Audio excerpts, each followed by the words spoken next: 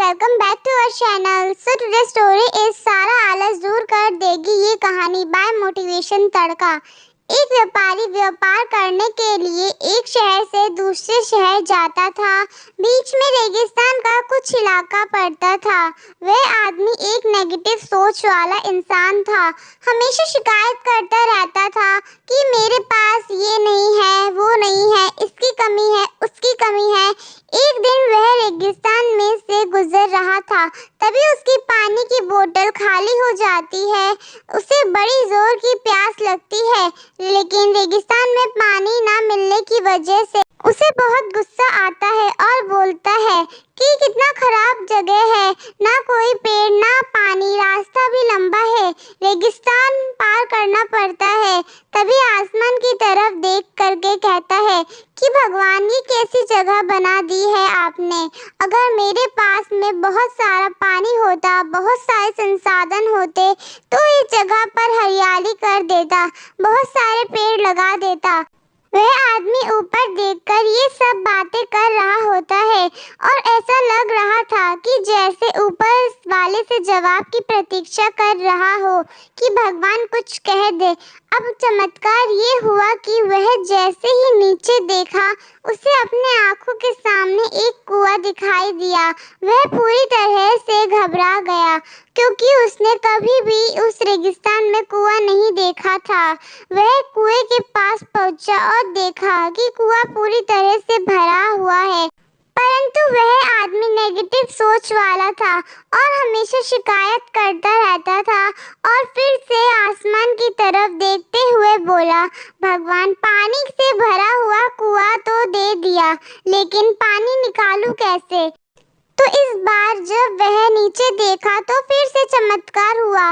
उसे कुएं के पास रस्सी और बाल्टी दिखाई दी, लेकिन आदमी फिर से ऊपर देखा और बोला, भगवान इस पानी को ले जाऊं कैसे? तभी उसको एहसास हुआ जैसे उसके पीछे कोई है।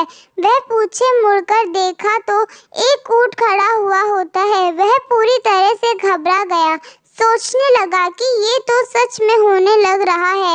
मैं बातों बातों में कह तो दिया, अब मुझे यहाँ हरियाली करनी पड़ेगी और पेड़ लगाने की जिम्मेदारी लेनी पड़ेगी। आदमी को पानी से भरा हुआ कुआं मिल गया, बाल्टी और रस्सी मिल गई, पानी को ले जाने के लिए ऊंट भी मिल गया, सब कुछ मिल गया। अब वह आदमी सोच रहा था कि मैं बातों बातों में क्या बोल दिया, ये तो गड़बड़ हो गया। अब वह तेजी से दौड़कर भागने लगा। वह भाग रहा था, उस जिम्मेदारी से बच रहा था। तभी एक कागज उड़ते हुए आया और उसके शरीर में चिपक गया।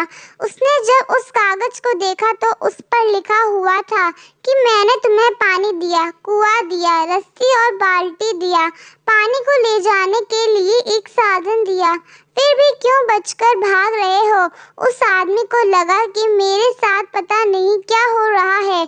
वह दौड़ते दौड़ते रेगिस्तान को पार कर लिया, लेकिन उस रेगिस्तान को हरा भरा नहीं बनाया।